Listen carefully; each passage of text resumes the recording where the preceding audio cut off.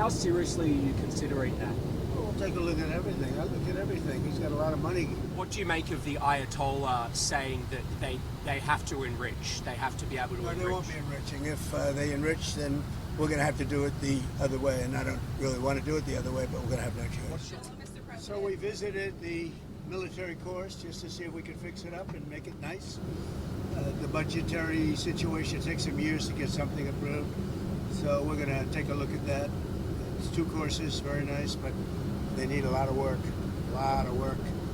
And if we can fix them up, they're military, they're for the military. If we can fix them up, we're going to do that. Mr. President, did you speak with Bukele directly to facilitate the return of Abrego Garcia? I don't want to say that, but he's returned. Did you have any conversations with him? He should have never had to be returned. I mean, you take a look at what's happened with him. You take a look at what they found in the grand jury and everywhere else. I thought Pam Bondi did a great job today. Was this your call to bring him back to the United States? I don't want to say that. Mr. President, you posted By the way, either way, it's a disaster. He's a whole disaster. Look at him with his antics. Not good. And for the Democrats to have backed him, this was not the man from Maryland, this wonderful father from Maryland. This is a pretty bad guy. Mr. President, you posted yesterday that a good way to save money would be to cancel some of Musk's contracts. How seriously are you considering that? We'll take a look at everything. I look at everything. He's got a lot of money. He gets a lot of subsidy. So we'll take a look at that.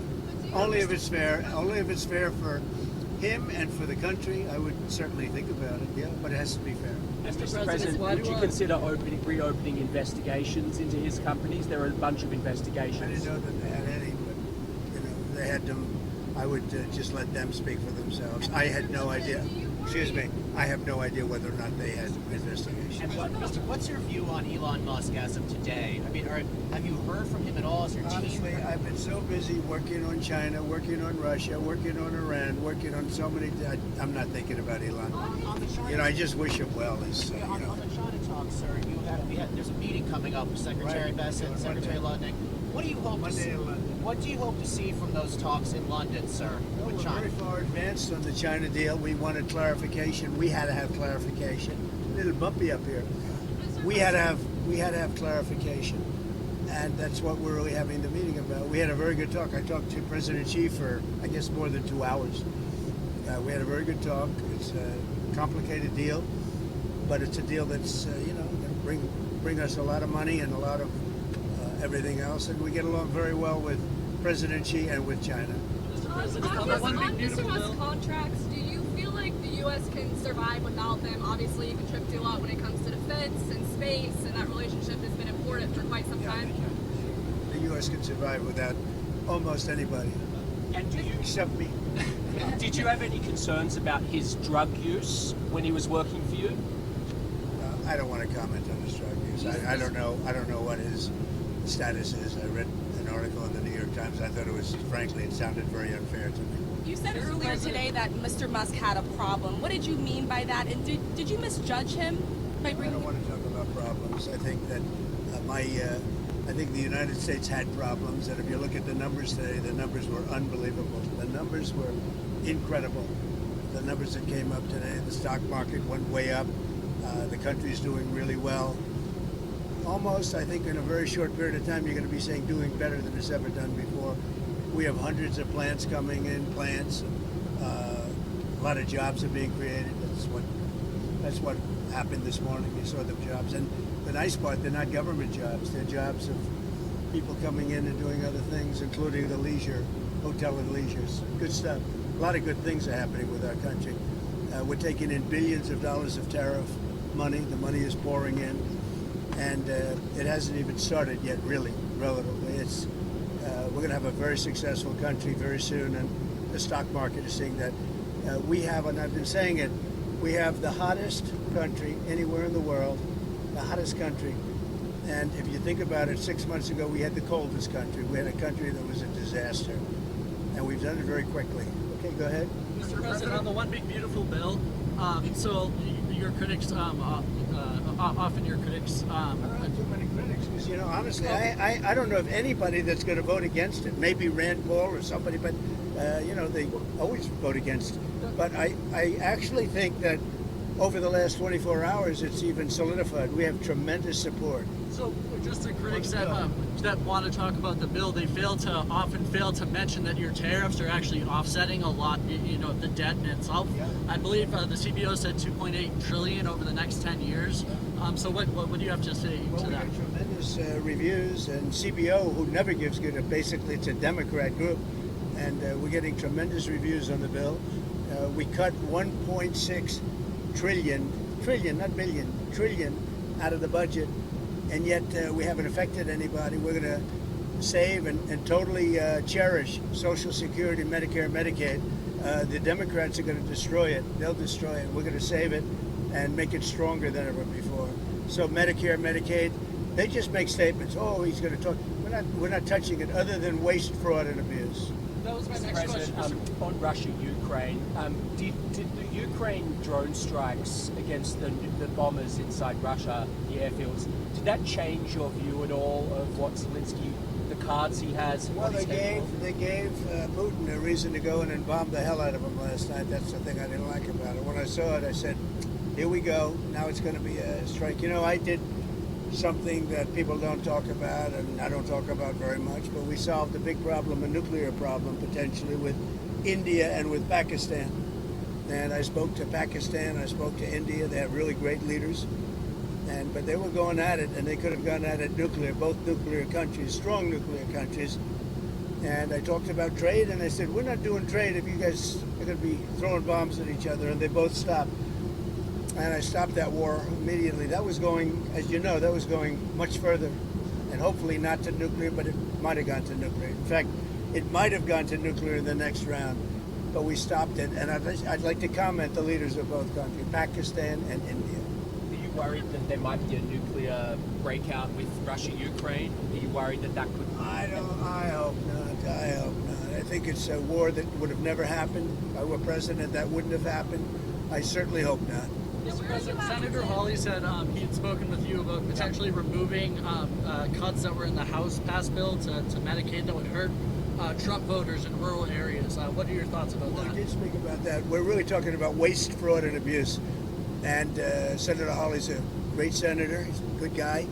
And I did speak to him, and we want to make sure that doesn't hurt anybody, because it is about waste, fraud, and abuse. That's the only thing. And everybody wants that. On Russia-Ukraine, where are you at today with the Senate sanction bills? There's been some reporting that the White House is, Well, I know considering the getting bill. I watered studied down. the bill. We're going to see. I mean, if I think if I think Russia will not be making a deal or stopping the bloodshed, 5 and 6 even. I've been saying 5 and 6, and now it's more.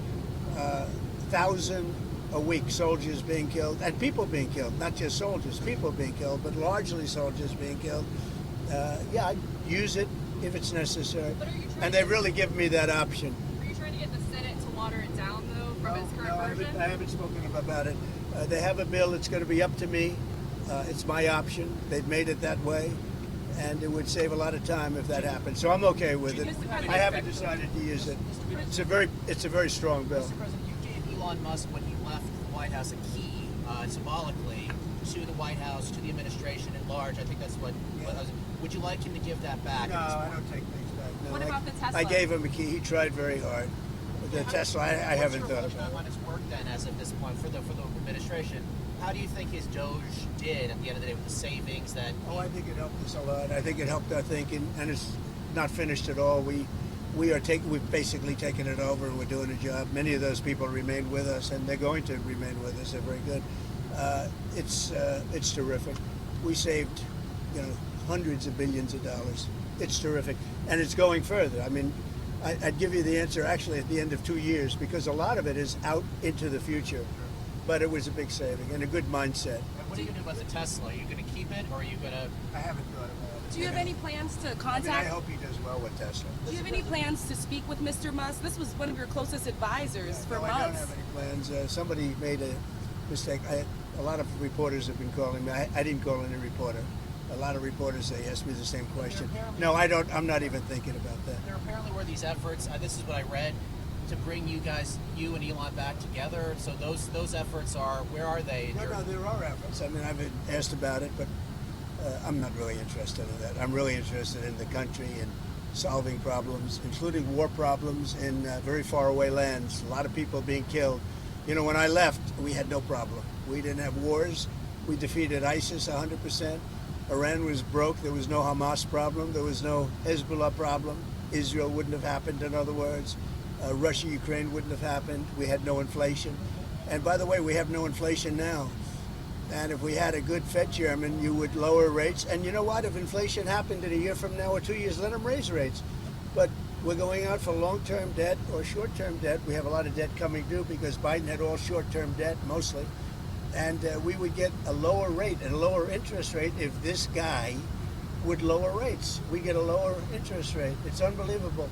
And he's worried about inflation. If he worries about inflation any longer, all he has to do is get the lower rate, let us go out, borrow at a much lower rate, much lower. You could go down a point or two. We'll go out, borrow them, and if in 2 years inflation comes back, he raises rates.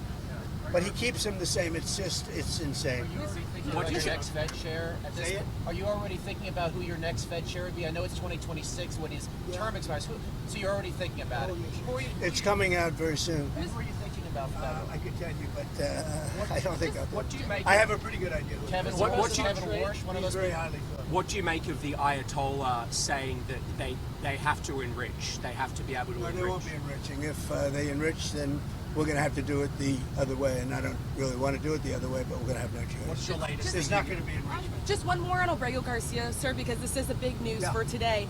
Just months ago, it seemed like from El Salvador to even your administration that there was no chances that he would be returned. So can you just explain to the American people what sort of happened to facilitate his return in the last few DOJ made a decision. I think their decisions have been very, very good. And maybe they just said, look, all of these people, these judges that want to try and run the country, the judges are a local judge trying to run the country.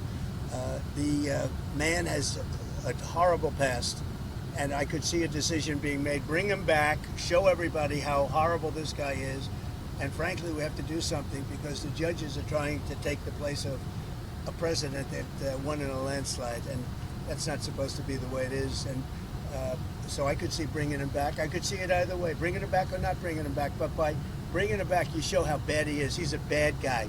On China, sir, did President Xi agree to We're restart landing right the now. I'm flow sorry. of We're rare landing right minerals now. and magnets? Say it what? Did President Xi agree to restart the flow of rare earth minerals and magnets? Yes, he did. Thank you very much, Thank you, Mr. everybody. President.